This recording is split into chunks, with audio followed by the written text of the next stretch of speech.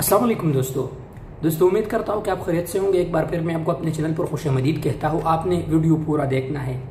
दोस्तों इन बच्चों को आपने देखा, ये बच्चियां हैं और किसी गाने पे डांस करते हैं। दोस्तों मैं आपको बताता चलूँ कि अगर आप इसी वक्त से अपने बच्चियों का तरबियत इस तरह करें, कंजरों वाली तरबियत करें, डांस आप उन वालिदैन उनके अपने बच्चों के सामने गाने लगाए और अपने बच्चियों को कहे कि हमारे लिए डांस करे, हमें तफरीह मुहैया करे, तो दोस्तों जब ये बच्चे बड़े हो जाएंगे तो ये खाक तुम्हारे ख्याल रखेंगे, ये खाक ये पहचानेंगे कि ये मेरा वालिद है, ये मेरा भाई है, ये मेरा बहन है।